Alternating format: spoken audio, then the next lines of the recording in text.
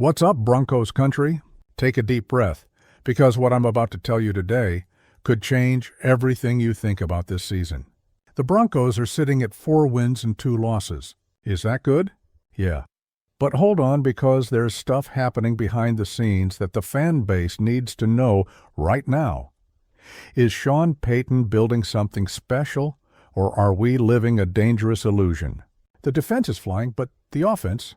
Well, about the offense, we need to have a serious conversation. And, special teams. Stick with me until the end, because there's a bomb in this video, and you won't want to miss a single detail of what's going on with our team. Let's go! Look, Denver Broncos family, let's get straight to the point. After that nail-biting 13-11 victory against the Jets in London, everyone's trying to figure out where this team really stands. 4 wins, 2 losses, and the Broncos sharing the lead in the AFC West. Looks beautiful on paper, right? But when you start peeling this orange, things get more complicated. Let's start with what's working, because let's be fair. The Denver Broncos defense in 2025 is simply dominant. That's not an exaggeration, not fanboy talk. The numbers don't lie. This defensive unit, coordinated by Vance Joseph, is doing absolutely brutal work. When the opposing offense crosses the 50-yard line, they hit an orange and blue wall that simply won't let them through. It's like trying to go through a concrete wall headfirst. It's not happening. The pressure on the opposing quarterback has been constant. The defensive backs are playing textbook coverage. The defensive line is winning battle after battle in the trenches. Jonathan Cooper, walking off the field in London after another solid performance, is the face of this defensive team. Grit, determination, and flawless technical execution. This defense carries this team on its back week after week. But here's where the conversation gets interesting. Broncos Country. Because if the defense is our team's Superman, the offense is that guy who shows up at the party, stands in the corner, doesn't talk to anyone, and leaves early. It's there, but it's not there. And this needs to be said loud and clear. The Broncos' offense in 2025 is a giant question mark. Nobody can define what this offensive unit's identity is. Every other week, we see something different. Sometimes it looks like they're going to establish the ground game. Then the next week, they're trying to open up the field with deep passes. There's no consistency. There's no clear plan where you look and say, look, this is what the Broncos want to do on offense. And look, Sean Payton is known as one of the best offensive coordinators in the league. The guy won a Super Bowl precisely because of the creativity and efficiency of his offense. But here in Denver, so far we haven't seen half of what this man is capable of. And the burning question is simple. Why? The offensive line has been a chronic problem. The protections are failing at the most critical moments. The quarterback doesn't have clean time in the pocket to develop plays. The running backs can't find space to run. It's like trying to play football with a line made of cardboard. It can't take the impact, can't hold the pressure, and crumbles when the game gets physical. And Sean Payton knows this. He definitely knows. The question is what he's going to do to fix it.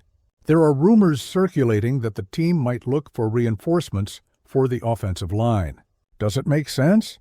It makes all the sense. Because there's no point in having genius schemes, perfectly drawn plays, if the line can't hold the opposing defensive lineman for 3 seconds. It's simple math. Now let's talk about a giant elephant in the middle of the room that nobody wants to look in the eye. Special teams.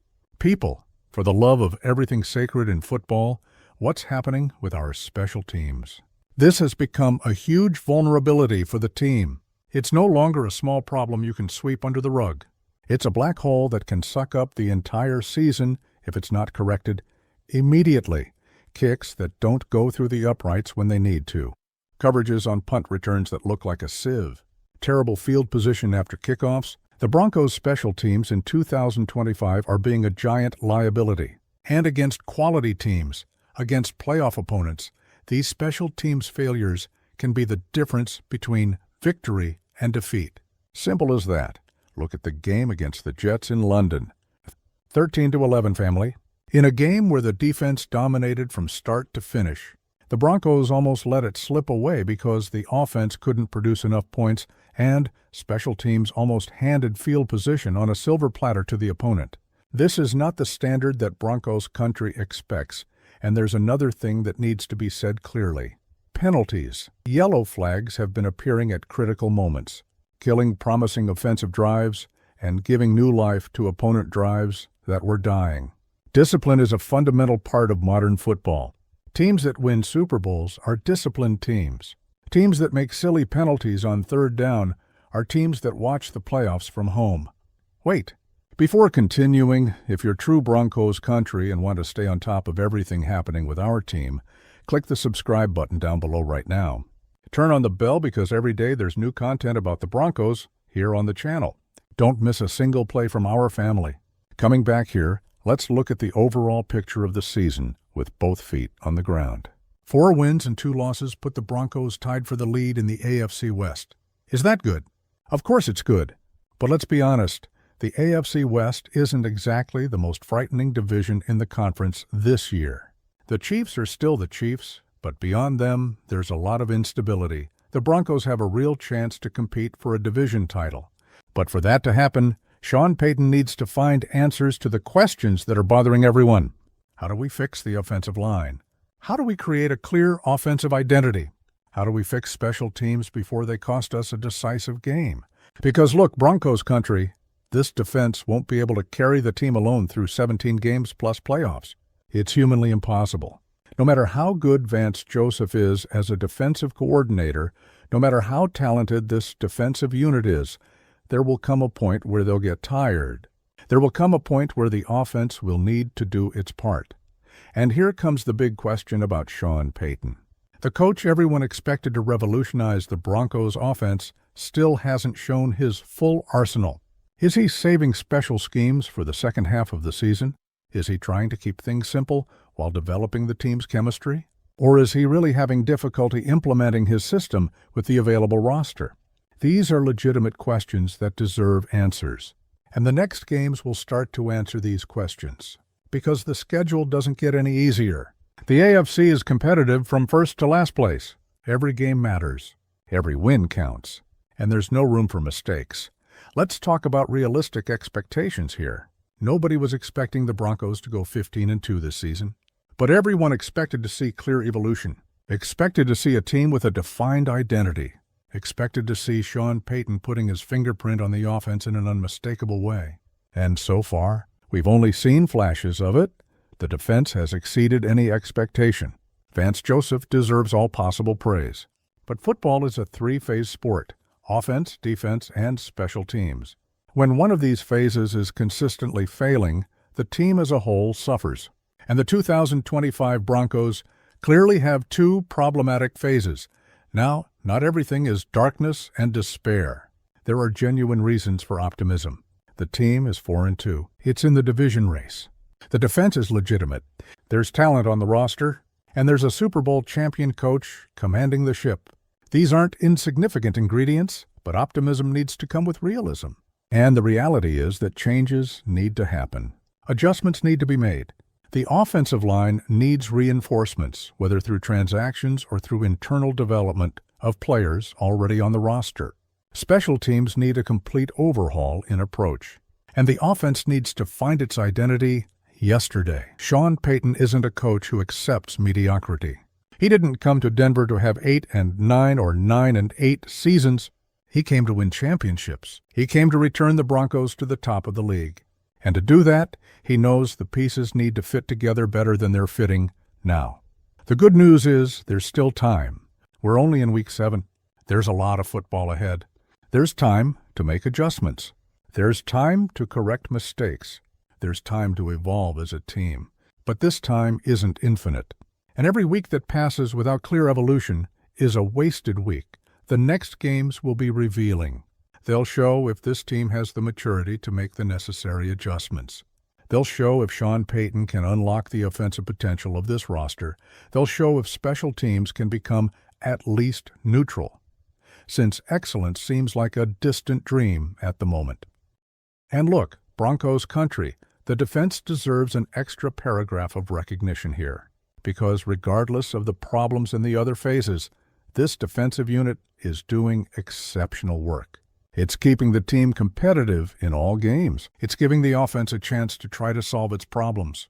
It's being the anchor that keeps the boat stable, even when the waters get rough. Players like Jonathan Cooper, who you see walking to the locker room after leaving everything on the field, represent the spirit of this defense.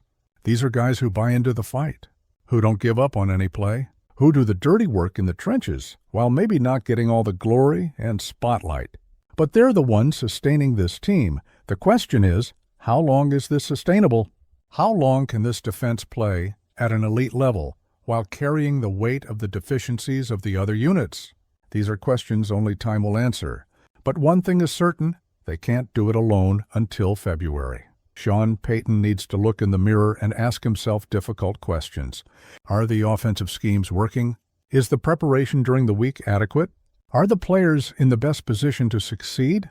Have the decisions at critical moments in games been the right ones? Elite coaches ask these questions constantly, and they make the necessary adjustments based on honest answers. And here's an uncomfortable truth that needs to be said. The window of opportunity in professional football is small. Rosters change quickly, players age, contracts expire, injuries happen. When you have a defense playing at this level, you can't waste this opportunity. You need to maximize this window while it's open. The Broncos have a special defense in 2025. That's undeniable. But if the offense and special teams don't level up, this season could end with that bitter taste of wasted opportunity. And nobody wants that. Not the fans, not the players, not the coach. So what should Broncos Country expect from here on out? Evolution, improvement week after week, tactical adjustments, maybe roster moves, and especially a relentless pursuit of excellence in all three phases of the game, because that's the Broncos standard. That's what the orange and blue jersey represents. Ugly wins still count as wins. That 13-11 against the Jets is worth the same as a 43-10 in the standings. But it's not just about accumulating enough wins to make the playoffs. It's about getting to the playoffs, playing the best possible football. It's about having momentum. It's about having confidence. It's about having all the pieces working in harmony when the games really matter in January. And honestly, family, the way things are now, there's still a lot of work ahead. The defense is ready for January. The rest of the team? Still too many questions and not enough answers, and that needs to change. Fast look, I'm going to be completely transparent with you. When Sean Payton came to Denver, I had sky-high expectations. And they weren't unrealistic expectations. The guy is a championship coach. He has credibility. But this start to the season has been frustrating because we see the potential, but we don't see that potential being realized. It's like looking at a race. Car parked in the garage when it should be dominating the track. The defense is too good for this team to be winning games 13-11, period. And that's not the defender's fault. They're doing their part, and then some. But football isn't just defense. And the sooner this truth is embraced and attacked, the better for our team. So, Denver Broncos family, we've reached the end of another video. I want to know your honest opinion. Are you confident with Sean Payton's work so far? Do you think the offense will break out in the second half of the season? Can special teams be fixed? And most importantly, do you believe this team can compete for a division title the way it's playing now? Drop it all down here in the comments. I want to see the opinion of everyone in Broncos Country. And don't forget, leave that like on the video. Share it with friends who are also part of the Denver Broncos family. And if you're not subscribed yet, subscribe now because every day there's new content about our team here. Thanks so much for the company, Broncos Country! We'll see each other in the next video with a lot more analysis, lots of emotion, and lots of Denver Broncos. Until then, family, let's go Broncos!